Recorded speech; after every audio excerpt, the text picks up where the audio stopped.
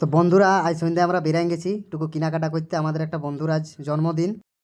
আজ রাতে মাংস হবে একটুকু ভালো করে, সেই জন্য এই ভাইরা মাংস টাংস কিনছে।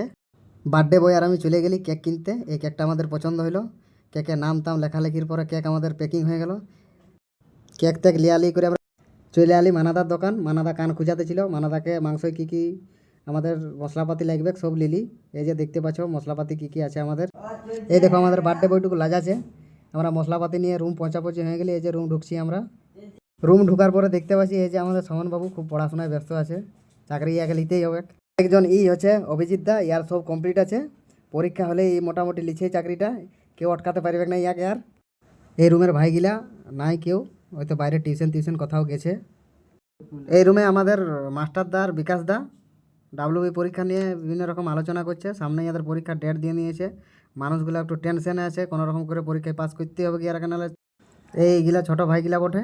রাইতে মাংস হবে, বিরাট ফুর্তি ইয়াদের, আরামে আছে, রান্না বান্না করে মুহান দিতে হবে। এই যে আমাদের মনোজ ভাই ছাট ধোয়াধুয়ি করছে, ছাটও রান্না হবে। মাংস রান্না শুরু হয়ে গেছে, ওই রান্না করছে, ওই মিস্ত্রি আগে। এইটা বটে আমাদের মেস মালিকের বেটা, মাংস খাওয়ার জন্য ইও পৌঁছে গেছে আসরে। বিরাট ব্যাপার ইয়ার।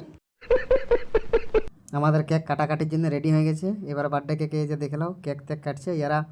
স্প্রে মারে বার্থডে বইকে একদম ভরাইন দিল। একদম অবস্থা খারাপ ইয়ার আজকে।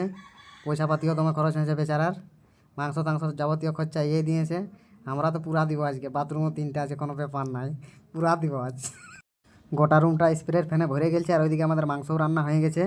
একদিকে দিয়ে কেক কাটা যেমন চলছে, ওইদিকে রান্নাও চলছে আমাদের। कैसे कैसे लोग रहते हैं यार यहाँ पर।